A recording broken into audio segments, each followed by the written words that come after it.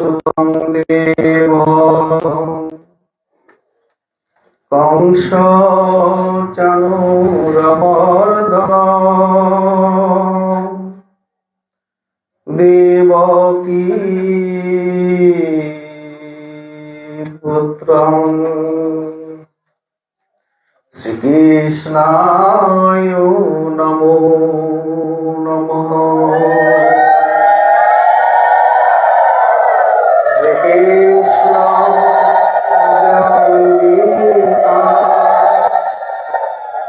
সংসার মননাশিনী জ্ঞানং ভক্তিং মুক্তিদাত্রী গীতা দেবী নমঃ।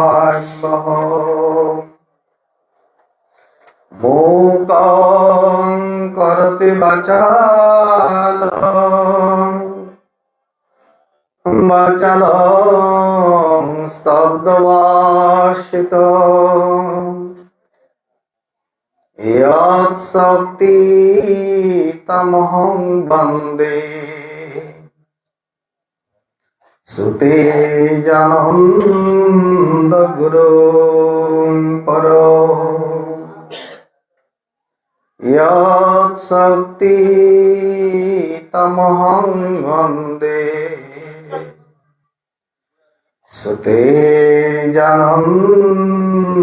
গুরুং পরম। শ্রীমৎ পরম ব্রহ্ম গুরুং বদামি শ্রীমৎ পরম ব্রহ্ম গুরুং ভজামি শ্রীমৎ পরম ব্রহ্ম গুরুং স্মরামি শ্রীমৎ পরম ব্রহ্ম গুরুং নমামি। ওম শান্তি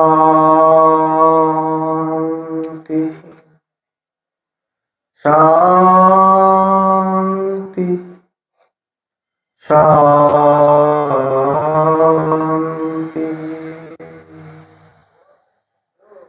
উপস্থিত সমবেত ভক্তবৃন্দ, মাতৃমণ্ডলী, সকলকে ওম নমো নারায়ণ জয় গুরু শুভেচ্ছা।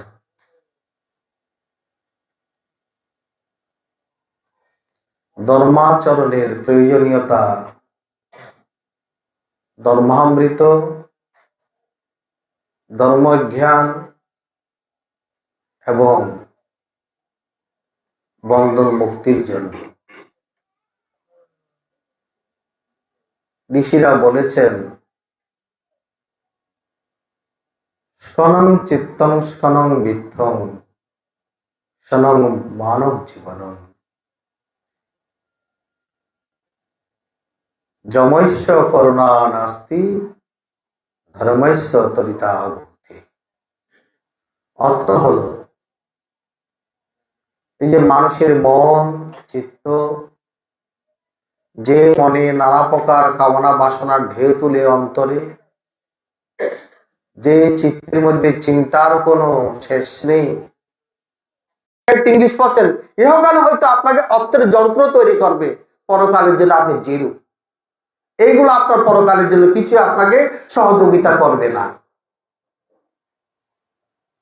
তা আমাদের উচিত, প্রত্যেক অভিভাবকের উচিত, পিতামাতার উচিত, তাদের দৈনন্দিন লেখাপড়ার সাথে সাথে তাদের একটি সাবজেক্ট থাকুক শ্রীমদ্ ভগবদ গীতা। তারা যেন তাদের ছেলে মেয়েকে অন্তত সুসংস্কার দান করে। আমরা ছেলে মেয়েদের শিক্ষা দান করি, সংস্কার দান করি না। পরিণামস্বরূপ কি হয়? ছেলে বড় হয়ে পিতামাতাকে বলে যায়, সবাই বলে, তার অধিকাংশ তাই হয়। আপনার যদি ধর্মের চেতনা না থাকে, অধর্ম আপনাকে গ্রাস করবেই।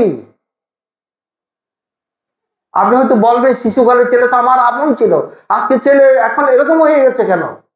দোষ ছেলের না, ছেলেকে আপনি সেই শিক্ষায় শিক্ষিত করতে পারেননি। আমাদের ধর্মের আদেশ হলো সকলের জন্য ধর্মং চর সত্যং বদ, তুমি ধর্ম আচরণ করো, ধর্ম শিক্ষা গ্রহণ করো, ধর্ম শিক্ষা সংসারে দান করো, সত্যং বদ, সত্য কথা বলো, পিতৃদেব ভব, পিতাকে দেবতার তুল্য জ্ঞান করো, মাতৃদেব ভব, মাতাকে দেবতা তুল্য সম্মান করো, আচার্য দেব ভব, আচার্য গুরু শিক্ষককে সম্মান দান করো। আমরা কজন সে কথাগুলো মানি? ধর্মের চেতনা এই জন্য আমাদের জীবন প্রয়োজন। তাই মহাত্মারা বলছেন মূল্যবান জীবন যখন আমরা পেয়েছি, সর্বোত্তম কাজ করা শরীর দ্বারা। আমরা ঘর থেকে সেটা স্টার্ট করতে পারি। ঘরে আমরা শরীর দ্বারা আমার দ্বারা যেন অন্য যেন একটু কষ্ট না পায়, একটু আঘাত না পায়, একটু যেন অপমান বোধ না করে, আমি সেভাবে আমার শরীরটাকে সংসারে পরিচালনা করব এবং আমার ছেলে মেয়েদের সে শিক্ষা আমি দেব। আমি নিষ্কাম সেবা করব, পরের উপকার করব শরীর দ্বারা। বলে সংসারে অকল্যাণ কেন হয়? আর এই অকল্যাণ থেকে মুক্তির উপায় কি? বলে সংসারে অকল্যাণ হয় তিনটি কারণে। কাম, কাঞ্চন, কামিনী, এই তিনটির ব্যবহার যদি সঠিকভাবে না জানি, কাম, কাঞ্চন, কামিনী যদি সঠিক ব্যবহার না জানি, তবে সংসারে অকল্যাণ হয়। মানে অনেক কামনা বাসনা। আমার এই কামনা বাসনা যদি স্বাস্থ্যসম্মত না হয়ে অশাস্ত্রীয় সম্মত হয়, বেদ বহির্ভূত পথে হয়, আমি সঠিক পথে রোজগার না করি, যদি অসৎ পথে রোজগার করি, সঠিক পথে ব্যয় না করি, যদি অসৎ পথে ব্যয় করি, সঠিক পথে যদি আমি সেগুলোকে পরিচালনা না করি, অসৎ পথে এগুলোকে করি, তাহলে আমার সংসার অকল্যাণ তো হবে। এবং যে কাম, কাঞ্চন, কামিনী যদি সৎ এবং ধর্মমত হয়, সেই সংসার সুখের হয়। ধরুন এই সংসারের ভিত্তিটা কি? কিসের উপরে সংসারটা আছে? বলে কর্তব্যপরায়ণতা এবং দায়িত্ববোধ। যার যার জায়গা থেকে যার যার কর্তব্য এবং দায়িত্ব যদি সঠিকভাবে পালিত হয়, সংসার সুখের হয়। কিরকম? একটা দৃষ্টান্ত দিলে বুঝবেন। যে গাভী তার বৎসকে দুগ্ধ দান করে না, সে গাভী সংসারের অকল্যাণ বয়ে আনে। বলে কেন? গাভীর কর্তব্য হলো তার বৎসকে দুগ্ধ দান করা, আর গাভী যদি সে কর্তব্যটা পালন না করে, সেখানে অকল্যাণ হবে।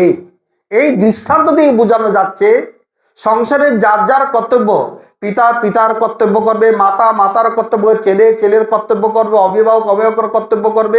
যে যার কর্তব্য সেটা যদি সে না করে, সেরকম একটি সকলের জন্য প্রধান কর্তব্য হলো ধর্মাচরণ। আপনি যদি আপনার ধর্ম আচরণ না করেন, ওই বান্দা গাভীর মতো বৎসকে দুধ না দেওয়ার কারণে যেন অকল্যাণকর হয়, আমি আমার অকল্যাণের কারণ। কারণ আমি ধর্মাচরণ করি না। সকালে উঠে ঘুম থেকে উঠে সূর্যদেবকে প্রণাম করি না। আমি যখন উঠি সূর্য তখন 10টা বেজে গেছে, অনেক দূর এগিয়ে গেছেন। প্রাত সন্ধ্যা কখন করব? আমাদের সনাতনীদের নিয়ম প্রতিদিন পঞ্চদেবতাকে উপাসনা করা। তার মধ্যে হচ্ছে গণপতি ভগবান, গণেশ ঠাকুর, বিষ্ণু ঠাকুর, শিব ঠাকুর, মাতা দুর্গা, আর হচ্ছে সূর্য নারায়ণ। তাদের পূজা করতে না পারি, অন্তত পঞ্চদেবর প্রণাম মন্ত্রটা করতে পারি। সকালে উঠে আমরা অনেকেরই বতভ্যাস আছে ব্যাড টি গ্রহণ করা। সকালে উঠে করতে হয় করদর্শন। সকালে বলছেন মহাত্মারা বলতে, সকালে ঘুম থেকে করদর্শন করো। কেননা করাগ্রে বসতি লক্ষ্মী, কর মূলে সরস্বতী, কর মধ্যে তু গোবিন্দ প্রভাতে করদর্শনম। আমি যে আমার করটা দর্শন করি, অগ্রবারের লক্ষ্মীকে কেনা চাই ধন সম্পত্তির জন্য, চান তো? তাদের লক্ষ্মীপতির সময় লক্ষ্মী ঠাকুরকে এনে পূজা করে বেলতলা গাছতলার মধ্যে ফেলে রাখেন। সরস্বতীকে বিদ্যার পূজা করে গাছতলায় বেলতলা ফেলে রাখেন। এই কুসংস্কারটা কারা যে বলেছেন ভগবান জানে। কেন বেলতলায়, গাছতলায়, রাস্তা মোড়ে, পুকুরে প্রস্তাবের কানা করবেন ঠাকুর দেবতাগুলোকে? এগুলো তো প্রতিমা নিরঞ্জন, আপনার দর্পণের এগুলো বাসান হয়ে গেছে, বিসর্জন নিরঞ্জন হয়ে গেছে। এগুলো গাছতলায় কেন ফেলেন আপনারা? বড় দুঃখের বিষয় ভিন্ন ধর্মীর লোকেরা আমাদেরকে অপমান করে, কটু কথা বলে, যাকে এত সুন্দর ডাক ডোল বাজিয়ে 2-3 দিন ধরে পূজা করলো, তাকে রাস্তার করে ফেলে দিল, ঝড়ে ভিজছে, রোদে শুকাচ্ছে, কুকুরে ফাঁসরাপ করছে। এমন অপমান কি সহ্য করা যায়? এগুলো বিসর্জন দেওয়ার নিয়ম। বিসর্জন শব্দের অর্থ কি জানেন? ফেলে দেওয়া নয়। বিসর্জন শব্দের অর্থ হলো বিশেষভাবে অর্জন। যে নিরাকার পরব্রহ্ম দয়াময়ী মা ঠাকুর দেবতা সাগরে এসেছেন, তাকে পূজা করে তাকে আমার নয়ন থেকে অন্তরে প্রবেশ করালাম, এর নাম হলো বিসর্জন। আমার ঠাকুর দেবতার বিগ্রহ থেকে অন্তরে নিয়ে আসার নাম হলো বিশেষভাবে অর্জন করা। আমরা তো মনে করি বাসান দেবো মানে সুরে ফেলে দিলাম, ও না না, ঠাকুরকে পূজা করেছি, লোককে কি ফেলতে নেই? এটা কি কথা আবার? লোককে ফেলবে কেন?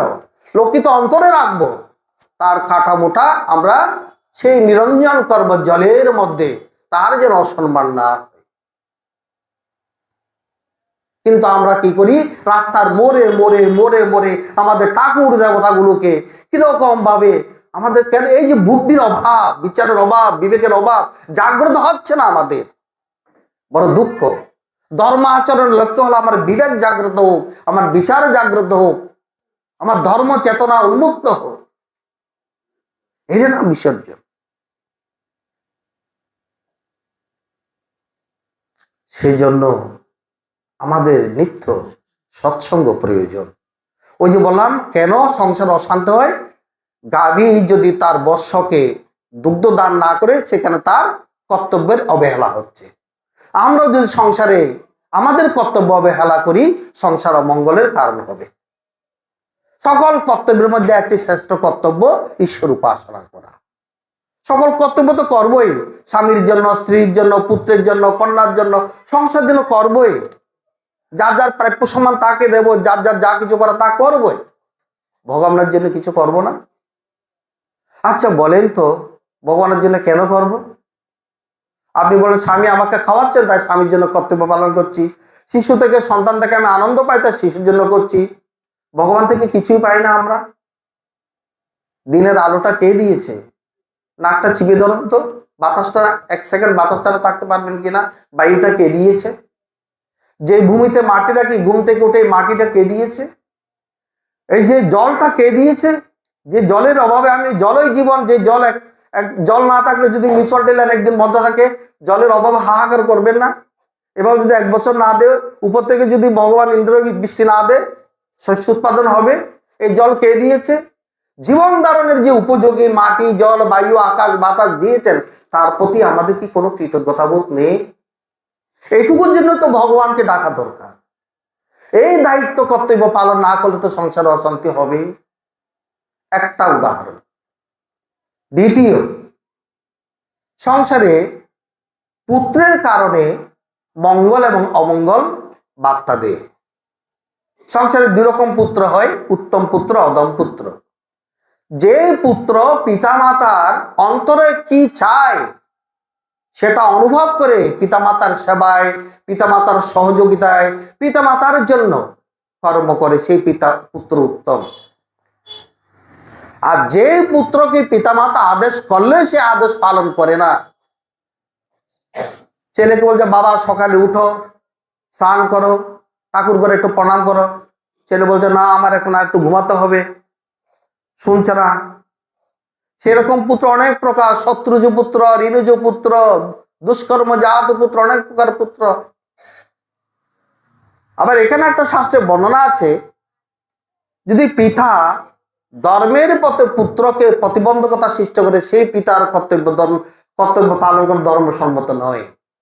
যেমন প্রহ্লাদ তার পিতার কথা শুনেনি, প্রহ্লাদকে পিতা ধর্মের পথে বাধা সৃষ্টি করেছেন। সেই জন্য যে পুত্র পিতা মাতার আদেশ পালন করে না, তাদের অবাধ্য হয়ে থাকে, সেই পুত্র থেকে সংসার অমঙ্গল হয়। শাস্ত্র আরো বলছেন, যে ঘরে স্ত্রী চরিত্রবতী, স্ত্রীর কারণে সংসারে শ্রী বৃদ্ধি হয়, সংসার স্থিতি লাভ করে শান্তিতে ভরপুর হয়ে ওঠে। গৃহিণী যার সহধর্মিণী, তার গৃহাস্নম পুণ্যভূমি। যে ঘরে গৃহিণীরা ধর্ম পালন করে না, চরিত্রবতী হয় না, সেখানে শ্রী মানে লক্ষ্মী থাকে না। যেখানে লক্ষ্মী থাকে না সেখানে অলক্ষ্মী বাস করে, আর অলক্ষ্মী বাস করলে তারপর সংসারের মধ্যে দিন দিন অশান্তির দাবানল জ্বলতে থাকে। ঘরে অশান্তির দাবানল জ্বললেই বুঝতে হবে ঘরের মধ্যে অলক্ষ্মীর বাস এসেছে। আমাদের কারো না কারো অকার্য কারণে বুঝতে হবে। চতুর্থত, আপনার উপার্জিত অর্থ অর্জন এবং ব্যয় যদি ধর্মসম্মত না হয় সেখানে অকল্যাণ বইয়ে আনবে। আপনার রোজগার যদি সাত্বিক না হয়, এবং সাত্বিক রোজগার করলেন সেটা যদি আপনি অসৎ পথে ব্যয় করেন, জুয়া খেলেন, মদ্যপান করেন, ব্যভিচার করেন, হিংসা করেন, সেখানে অমঙ্গল আসবেই আসবে। তা বলছে আপনার ন্যায়সঙ্গত ধর্মসম্মত অর্থ উপার্জন এবং ন্যায়সঙ্গত ধর্মসম্মত অর্থকে ব্যয় করুন। এটা যে গৃহে হবে না সেখানে সংসারে অশান্তি আসবে। আর পঞ্চম কারণ হলো, সংসারে অনেক সময় দেখা যায় আমরা সংসারবাসীরা বৃথা গাল গল্প, নানা বাজে কথা, ব্যর্থ কথা, অনর্থকতা নিয়ে দিন কাটায়। তাই মহাপ্রভু বলেছিলেন তার পরিকরদের, পার্শ্বদের, গ্রাম্য কথা না কহিবে, গ্রাম্য কথা না শুনিবে, ভালো না খাইবে, ভালো না পরিবে, জিহ্বার লালসায় ইতি উতি দায়, শিষ্ণুদর প্রণায় কৃষ্ণ নাই পায়। তা গ্রাম্য কথা মানে বৃথা কথা। মা আনন্দময়ী বলতেন হরি কথায় কথা, বাকি সব বৃথা এবং ব্যথা। আপনি ঠাকুরের কথা ব্যতীত যদি অপ্রয়োজনীয় কথা, এর নিন্দা এই সমালোচনা, এই সমালোচনা, ওই কথা, এই ঘরের কথা, ওই ঘরের কথা, কর্তব্যবোধে যেটুকু করবেন সেটুকুই যথেষ্ট। তার অতিরিক্ত যদি আপনি বৃথা বাক বিতণ্ডায় যদি সময় নষ্ট করেন, সে পরিবারে, সে সংসারে অশান্তির দাবানল জ্বলবেই জ্বলবে। পরচর্চায় জপের ফল আসুন আস পায়, অযাচিত বাক্যালাপে প্রজ্ঞা হরে যায়। আমাদের পরম গুরু বলেছেন, তুমি যদি সারাদিন পরচর্চা করতে থাকো, পর দোষ দেখতে থাকো, তাহলে তোমার প্রজ্ঞা, তোমার চেতনা নষ্ট হয়ে যাবে। তোমার জীবনের বিবেক বোধ আসবে না, বিচার বোধ আসবে না, অশান্তির দাবানল তুমিই ভুগবে। তা এর থেকে মুক্তির উপায় মহাত্মারা 4টি উপায় দিয়েছেন। বলে এই থেকে মুক্তির উপায় কি? এগুলো তো হচ্ছে আমাদের সংসারে। এই থেকে মুক্তির উপায় কি? প্রথমেই বলছেন ধর্ম আচরণ, ধর্মের আচরণ করো, ধর্মের আচরণ করো।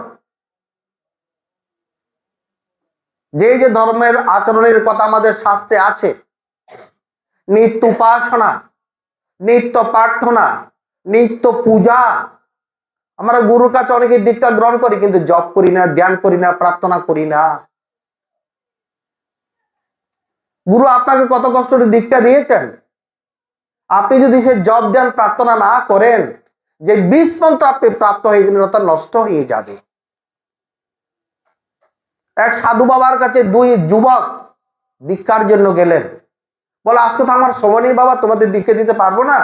আমি আমার বাইরে আমার আমার কর্তব্য নির্দিষ্ট আছে, আমি আসবো অনেকদিন পরে। একটা কাজ করো, আমি তোমাদের দুজনকে 2টি শস্যর দানা দিয়ে যাচ্ছি, এই 2টা তোমরা সযত্নে রাখবে। আমি আসার পর তোমাদেরকে খবর দেব, আসবে তখন সেগুলো আমাকে দেবে, তখন আমি তোমাদের দীক্ষার ব্যবস্থা করব। এই বলে দুজনকে 2টি গমের দানা দিয়ে সাধু বাবা চলে গেলেন বহুদিনের জন্য। কয়েক বছর পর সাধু বাবা ফিরলেন, ওই বালক দুটাকে খবর দিলেন, তারা দুজনেই আসলেন। ইতিমধ্যে অনেক কাণ্ড ঘটে গেল, সংক্ষেপে বলে দিচ্ছি। হ্যাঁ, বলে তোমাদেরকে আমি যে 2টি গমের দানা দিলাম, দেখি তোমারটা আগে দাও। বলে আমি অনেক যত্ন করে রেখেছি, যেহেতু আপনি আসলে আবার সেটা চাইবেন, তা আমি একটা কাপড়ের মধ্যে পুটলি করে, একটা ছোট্ট বাক্সের মধ্যে এটা বেঁধে পুটলি করে একবার সিন্ধুকের মধ্যে রেখে দিয়েছি। যখন খুলল গমের দানা নেই, ওটা একেবারে একেবারে কি হয়ে গেল, পুষে একেবারে চারকার হয়ে গেল, কতগুলো চাই হয়ে গেল। এই বীজের আর বীজত্ব নেই, ছাই হয়ে গেল। অনেকদিন বীজ পরে থাকলে যা হয়। আরেকজন বলে তোমারটা, বলে আমি তো বীজ না, আমি 1 বস্তা নিয়ে এসেছি গম। তুমি 1 বস্তা গম নিয়ে এসছো, আমি তোমার তো একটি দানা গম দিয়েছিলাম। বলে আমার তো ঘর বাড়ি সেরকম নেই, আমি চাষাভুষা মানুষ, বীজটা একদিকে ফেলে রাখলাম আর একটু জৈব সার দিলাম, দেখলাম একটা গাছ হলো, অঙ্কুর হলো, তার মধ্যে কয়েকটা দানা হলো, পর দেখলাম এতটুকু হলো, আবার ছেড়ে দিলাম এতটুকু হলো, আবার ছেড়ে দিলাম এতটুকু হলো, হতে হতে আমি তো বস্তায় বস্তায় বিক্রি করে আমার অনেক টাকা, আমি গরিব নয় এখন, আমি জমিদার হয়ে গেছি, আর আপনার জন্য 1 বস্তা এনেছি। বলে তুমি দীক্ষা গ্রহণের যোগ্য। আমি তোমাদেরকে পরীক্ষা করেছি বীজ মন্ত্রের সঠিক পরিচর্যা সাধনা কে করতে পারো। তো আমরা অনেকেই দীক্ষা নিয়ে ওই পুটলির মধ্যে বেঁধে রেখে দিয়েছি, অন্তরের পুটুলিতে রাখি নাই, অন্তর ধারণ করি নাই, বাইরে রেখে দিয়েছি। তা আমাদের উন্নতি নাই, দীক্ষা নিয়েও আমাদের উন্নতি নাই। গুরুদেব যে বীজ মন্ত্র দিলেন, শক্তি পাঠ করলেন, সে শক্তির অমর্যাদা করলাম, মন্ত্রের অপমান করলাম, গুরুর অপমান করলাম, গুরু আশ্রমের অপমান করলাম, এই অপমানের পরিণাম বড় ভয়ঙ্কর। তার জন্য সংসারে কল্যাণ হয় না। তা আজকে যে আমরা অধ্যায় পড়েছি, 13 অধ্যায় গীতায়, এখানে একটা কথা আছে জ্ঞানের সাধনায়, আচার্য যে উপাসনম, তুমি নিত্য আচার্য উপাসন করো, অর্থাৎ গুরুদেবকে উপাসনা করো, গুরুদেবকে উপাসনা করো, গুরু আদেশ পালন করো। গুরু তোমাকে বলেছে তুমি ত্রিসন্ধ্যা করো, 3 বেলা সন্ধ্যা করো, নিত্য 1 অধ্যায় গীতা পাঠ করো, তুমি পঞ্চযজ্ঞ করো, পঞ্চদেবতার উপাসনা করো, একাদশীর ব্রত করো, রাম নবমী করো, জন্মাষ্টমী করো, শিব ব্রত করো। আমরা এগুলো করছি না, ঠিকঠাক মতো করছি না, ফলে আমাদের গৃহে কোনো কল্যাণ হচ্ছে না। ধর্মাচরণ, রোজ বললাম এই কেন অকল্যাণ হয়, তার থেকে কল্যাণের প্রথম কথা হলো ধর্মাচরণ, দ্বিতীয়ত সংযম। আমরা বর্তমানে ধর্মাচরণ করি, আমার পেটটা ভর্তি থাকলে, আমার খাবার দাবার ঠিকঠাক রেখে তারপর মনে ইচ্ছা হলে ঠাকুর দেবতা দর্শনের জন্য বের হই। অনেকে এখন দক্ষিণেশ্বরে সকালবেলা পূজা দিতে যায়, সকালবেলা 1 পেট খেয়ে। সেদিন আমাদের আশ্রমে 1 ভক্তরা যাচ্ছেন, আর তোমরা এত দূর থেকে এসে দক্ষিণেশ্বরে যাবে, খেয়ে যাওয়ার কি দরকার ছিল, ভোরে যাও মাকে দর্শন করো, পূজা দাও, তারপর না কিছু খেয়েও না, আগে পেট ভর্তি চাই। সংযম নাই, সংযমের কঠোরতায় যেবা করে বয়, সাধু সেজে অভিনয় তার উচিত নয়। মানুষকে বাইরে দেখাচ্ছে আমি কত কিছু করি, কিন্তু সংযম ঠিকঠাক করি না। আমাদের পঞ্চেন্দ্রিয় সংযম করতে হয়, চক্ষুর সংযম, কানের সংযম, মুখের সংযম, নাসিকার সংযম, ত্বকের সংযম, কারণ এগুলো বহির্মুখী। এগুলো সংযম না করলে এগুলো আমাকে গ্রাস করবে। এই পঞ্চেন্দ্রিয়, এক এক ইন্দ্রিয়ের রিপুর তাড়নায় আমাদের এই প্রাণী জগতে 5টা প্রাণী তারা প্রাণ ত্যাগ করে, কুরঙ্গ, মাতঙ্গ, পতঙ্গ, মীন, বৃঙ্গ। কুরঙ্গ মানে হরিণ, সেই বাঁশির সুরে আকর্ষিত হয়ে, স্বরে আসক্ত হয়ে সেই ব্যাধের জালে আটকে পড়ে মৃত্যুবরণ করে। মাতণ্ড হস্তি, স্পর্শ সুখে কাতর হয়ে ব্যাধের জ্বালা পরে মৃত্যুবরণ করে। পতঙ্গ, প্রজাপতি, রূপের আকর্ষণে আকর্ষিত হয়ে সেই রূপের মধ্যে ঝাঁপ দিয়ে মৃত্যুবরণ করে। বৃঙ্গ মানে হচ্ছে মৌমাছি, ফুলের মধুর আকর্ষণে সেই মৌমাছি পদ্ম ফুলের মধ্যে আটকে পড়ে মৃত্যুবরণ করে। আর মানুষের পঞ্চ ইন্দ্রিয় প্রবল, মানুষ কিভাবে মুক্তি পাবে? তাই ব্রহ্মা, প্রজাপতি ব্রহ্মা দেবতাগণকে, মানুষকে এবং দৈত্যদেরকে 3টি উপদেশ দিয়েছিলেন, দম, দয়া, দান। তোমরা দমন করো, ইন্দ্রিয় সংযম করো, দয়া করো, মানুষের দয়া করো, আর দান করো। যজ্ঞ, দান, তপ, কর্ম পাবনানি মনীষিণাম। যজ্ঞ, দান, তপস্যা মানুষকে কি করে? পবিত্র করে, মুক্তি করে, দান করে, জ্ঞান দান করে। তাই আমাদের জীবনে দুটি হলো, একটা হলো ধর্মাচরণ, দ্বিতীয় সংযম, তৃতীয় সৎসঙ্গ। সৎসঙ্গ ব্যতীত সচেতনা জাগ্রত হলো রক্ষা করা যায় না। তাই মানুষের প্রতিনিয়ত সৎসঙ্গ, সদ্গুরু সঙ্গ, যেখানেই ভগবানের কথা হয় সেখানে আমাদের যাওয়া উচিত। আমাদের চেতনা মায়ার কারণে নিচে নেমে যায়, মহামায়ার আকর্ষণে আমাদেরকে পতন ঘটায়। এই মহামায়ার আকর্ষণ থেকে মুক্তি পেতে হলে নিয়ত সৎসঙ্গ করতে হবে। সৎসঙ্গের এমন মহিমা, একটা কাহিনী বলে শেষ করে দেব। বশিষ্ঠ দেবের নাম অনেকেই শুনেছেন, সপ্ত ঋষির অন্যতম ঋষি বশিষ্ঠ মুনি। সেই বশিষ্ঠ মুনির পুত্রের নাম ছিল শক্তি। সেই শক্তি কার যেন প্ররোচনায় সূর্যবংশীয় রাজা কলমাসপাদকে অভিসম্পাদ দিয়েছিলেন যে তুমি রাক্ষস হও। রাক্ষস হয়ে গেলেন সূর্যবংশীয় রাজা। এবার বিশ্বামিত্র মুনি আর বশিষ্ঠ মুনির মধ্যে দ্বন্দ্ব থাকে সবসময়। বিশ্বামিত্র মুনি বশিষ্ঠ মুনির উপর সেই প্রতিশোধ নেওয়ার জন্য রাক্ষস কলমাসপাদের সঙ্গে হাত মিলিয়ে বলছে বশিষ্ঠের 100 পুত্রকে হত্যা করো। কলমাসপাদ বশিষ্ঠের 100 পুত্রকে নষ্ট করেছে, খেয়ে ফেলেছে।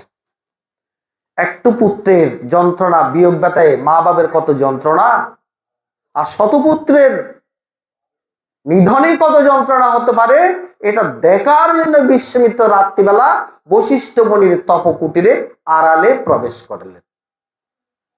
সেখানে বশিষ্ঠ মুনি তার স্ত্রী অরুন্ধতির সঙ্গে কথোপকথন হচ্ছে। আর বাইর থেকে বিশ্বামিত্র মুনি শুনলেন। অরুন্ধতী বললেন, হে দেব, সম্বোধন কি সুন্দর শুনেছেন? বশিষ্ঠ মুনির স্ত্রী, স্বামী অরুন্ধতির স্ত্রী, স্ত্রী স্বামীকে সম্বোধন, হে দেব। আজকাল আমরা বললাম, এই সুভাষ, আজিস, বিল্টু, এদিকে আস। আমাদের সংসারের সম্মানগুলো এরকম তলানিতে চলে গেছে। আমার প্রাচীনকালের কথা পড়ি না, শুনি না, জানি না। সংসারের প্রত্যেকটা গৃহিণী হলেন নর নারায়ণ, নারায়ণ নারায়ণী, শিব পার্বতী। সেই মধ্যে পরস্পরকে দেখতে হয়, পুত্রগুলোকে দেখতে হয় কিরকম আমাদের সে কার্তিক গণেশের মতো দেখতে হয়, কিন্তু আমরা সেভাবে দেখি না বলে আমাদের মধ্যে আসক্তি, অহংকার, অভিমান উত্তরোত্তর বৃদ্ধি পাচ্ছে। হে দেব, আজকে আকাশের পূর্ণিমার আলো কি আভায় উদ্ভাসিত হলো। এরকম পূর্ণিমার আলো এই পৃথিবীতে আর কারো আছে কি? প্রশ্ন করছেন অরুন্ধতী বশিষ্ঠ মুনিকে। বশিষ্ঠ মুনি বলছেন, হ্যাঁ, একজনের আছে। বলে, কার সেটা? এই ঐশ্বরিক নৈসর্গিক আভা, পূর্ণিমার আলো। বলে, বিশ্বামিত্রার তপস্যার মধ্যে। অত যে বিশ্বামিত্র বশিষ্ঠের 100 পুত্রকে নষ্ট করিয়েছেন, সেই বশিষ্ঠ আজ প্রশংসা করছেন বিশ্বামিত্র মুনির। আমরা তো আমাদের কেউ যদি আঘাত করে তার প্রতিশোধ নেওয়ার জন্য নিজে না পারলে পুত্রকে হলে বলা যায় এক প্রতিশোধ নিবি। তখনকার দিনে সেটা ছিল না, প্রতিযোগিতা নয়, সহযোগিতা ছিল। আজকে আমরা প্রতিযোগিতা করি, তাই আমরা প্রতিরোধ গড়ে তুলতে না পেরে পতন ঘটে। সহযোগিতা। সেই বিশ্বামিত্রার তপস্যার মধ্যে স্বর্গীয় আভা উদ্ভাসিত থাকে বলে বশিষ্ঠ মুনি অরুন্ধতীকে বলছেন, আর বিশ্বামিত্র বাইর থেকে শুনছেন, আর সর্বনাশ, যার শতপুত্রকে আমার প্ররোচনায় নষ্ট করলাম, সেই বশিষ্ঠ আজকে আমার তপস্যার প্রশংসা করছেন। এ ভগবান, কত অপরাধ আমি করলাম। তিনি একেবারে বাইরে আড়ালে না থাকে সরাসরি বৈষ্ণদেবের সম্মুখে হাত জোর করে দাঁড়িয়ে রইলেন অবনত মস্তকে। আর যেন তিনি অনেক অপরাধ করেছেন, তাই তিনি অবনত মস্তকে দাঁড়িয়ে রইলেন। বললেন, এ ঋষিবর, আজকে আপনি আমাকে তপস্যার প্রশংসা করলেন। বলে, ব্রহ্মর্ষি, কি কথা, আবার ব্রহ্মর্ষি ডাকছেন? অর্থাৎ বশিষ্ঠ দেব বিশ্বামিত্রকে ব্রহ্মর্ষি ডাকছেন। এটা শুনে বিশ্বামিত্রের যারা অন্তর তোলপাড় হচ্ছে। বলে, আজকে আপনি আমাকে ব্রহ্মর্ষি ডাকলেন কেন? বলে, আজকে তো আপনি আর রাজর্ষি নন, আপনার হাতে কোনো অস্ত্র নেই, আপনার মন সাত্ত্বিক ভাবে একেবারে পরিপূর্ণ, আপনি তো ব্রহ্মর্ষি। দেখেন, এর থেকে আরেকটা শিক্ষা আছে। এমন প্রশংসা শুনে বিশ্বামিত্রের একটু অহংকার হলো, একটু দম্ভও হলো। সংসারে কারো প্রশংসা করলে প্রশংসা হজম করা খুব কঠিন, খুব কঠিন প্রশংসা। মনীষীদের পতন হয়ে যায়। আমরা মানুষ কার কথা। আচ্ছা, তাহলে দেবর বশিষ্ঠ বলছে, ঋষিবর, আমার মতো তপস্যার জগতে আর কার আছে? এবার তো বৈশিষ্ট্য দেব ব্রহ্মর্ষির অন্তরটাও দেখলেন, বলে আরে সর্বনাশ, এর তো এখন দম্ভ হয়েছে, দম্ভ অভিমান অহংকার হয়েছে। আজকে আমরা যে অধ্যায় ত্রয়োদশ অধ্যায় পড়লাম, জ্ঞানের সাধনায় প্রথমে আছে তোমার মান, তুমি মান ত্যাগ করো, দম্ভ ত্যাগ করো। অমানিত অদম্বিত হিংসা ক্রান্তির আর্জন আচার্য উপাসনা শৌচম স্তর্যমাত্ম বিনিগ্রহ। তোমার মান শূন্য হও, দম্ভ শূন্য হও। এটা আমাদের মহাপ্রভু বলেছেন, ত্রিনাদপি শুনেছেন তরুরূপ সহিষ্ণুরা অমানিনা মানদেন কীর্তনীয় সদা হরি। মহাপ্রভু বলছেন যে মান শূন্য, অন্যকে মান দান করে, অন্যকে সম্মান করে, নিজে মান চায় না, এবং সেই বৃক্ষের মতো যার সহ্য, তৃণের মতো যে বিনম্র, সে যদি হরিনাম করে, তার হরিনামে ভগবান প্রসন্ন হয়। আমরা এত ভগবানকে ডাকি, আমাদের ডাকে ভগবান প্রসন্ন হয় না কেন? অন্তরের মধ্যে শীতলতা আসে না কেন? অন্তরে প্রশান্তি আসে না কেন? ঘরের সুখ শান্তি বিদ্যমান নাই কেন? আমরা অহং অভিমান দুটা মরা কুত্তাকে অন্তরে পুষে ভগবানের নাম করছি। তাই মহাত্মারা বলেন, অহংকার অভিমান শুকরের বিষটা, মেকে আলি গায়, তোর মতো নরাদম জগতে নাই। এগুলো শুকরের বিষটা, অহংকার অভিমান।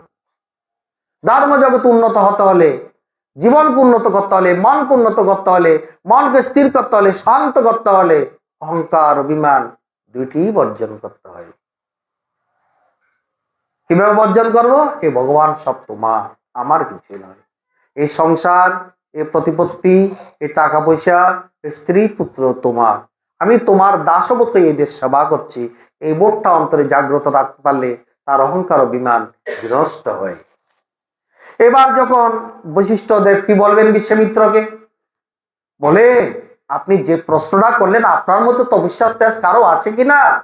আমি তো অন্তত বলতে পারবো না, একমাত্র বলতে পারেন আমাদের ধরণীর বার যার মস্তকে আছে সেই বাসুকীনাথ। আমাদের এই অনন্ত ব্রহ্মাণ্ডের ভার কে ধারণ করছেন? মাতা বাসুকী না সর্প। বলে চলুন তার কাছে যাই। বিশ্বামিত্র মুনি, বশিষ্ঠ মুনি দুজনেই সে নাগ মাতার কাছে গেলেন, বাসুকী নাগের কাছে গেলেন, তাকে জিজ্ঞাসিলেন। বাসুকী নাগ বিশ্বামিত্রকে বলছেন, বলে বিশ্বামিত্র, আমার তো এখন মস্তকে অনন্ত ব্রহ্মাণ্ডের ভার, তোমার তপস্যার ফল দিয়ে যদি মস্তক থেকে আমার ভারটা যদি নামাতে পারো, আমি একটু একদম রিল্যাক্স হয়ে তোমার প্রশ্নের উত্তর দান করবো। বলে হ্যাঁ হ্যাঁ ঠিক আছে, আমি আমার 40,000 বছরের তপস্যার ফল দান করছি, আপনার মস্তক থেকে পৃথিবীর ভার নেমে পড়ুন। পড়েনি। বাসুকী নাগের মস্তক থেকে পৃথিবীর ভার অপসৃত হয়নি। বলে বিস্মিত হলো না তো? বলে এবার আমি আমার 50,000 বছরের তপস্যার ফল দান করছি। হলো না? হলো না তো বিস্মিত্র। বলে আমার 70,000 বছরের তপস্যার ফল দান করছি। হলো না। আচ্ছা, এবার বাসুকী বলছেন, বশিষ্ঠ, তোমার থেকে যদি কিছু পুণ্য থাকে, তুমি একবার দান করো না, আমার মস্তকটাকে একটু পাতলা করো, ভারমুক্ত করো। এবার বশিষ্ঠের বিনম্রতা দেখেন। বশিষ্ঠ বলছেন, আমি তো জীবনে এমন কোনো তপস্যা করিনি। অথচ তিনি সপ্তঋষির অন্যতম ঋষি।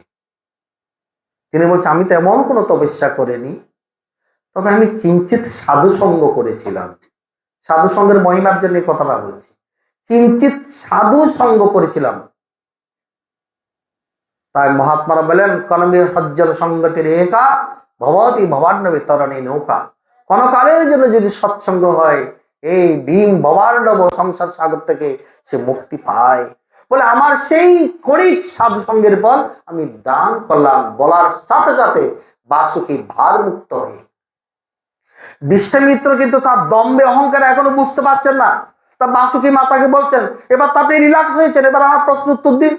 বলে, বিস্মিত, তুমি এখনো প্রশ্ন উত্তর পেলে না? বলে, কই, তুমি 70,000 বছরের তপস্যার ফল দিয়ে আমার ভারমুক্ত করতে পারোনি, আর এই বৈশিষ্ট্য তার সাধু সঙ্গের কিঞ্চিত ফল দান করেছে, ভারমুক্ত করেছে, এবার তুমি বুঝলে না। এবার বিশ্বমিত্র বুঝতে পারলেন, এ হলো সৎসঙ্গের মহিমা। ওই সংসারে যে সুখের কারণ চারিটি কথা বলেছিলাম, সংযম, ধর্মাচরণ, সৎসঙ্গ, আর চতুর্থ হলো নাম স্মরণ।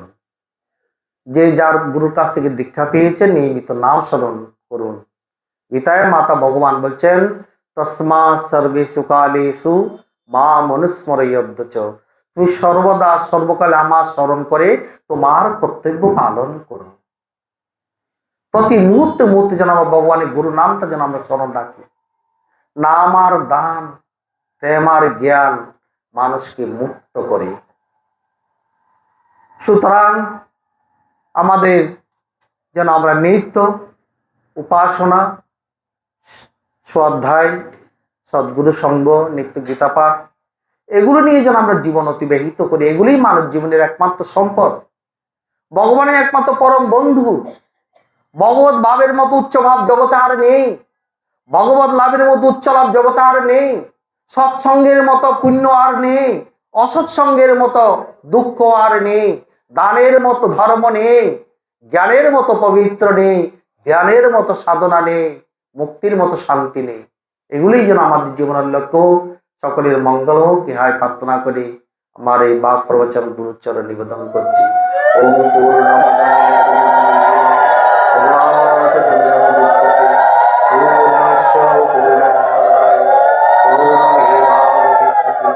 ओम शांति शांति।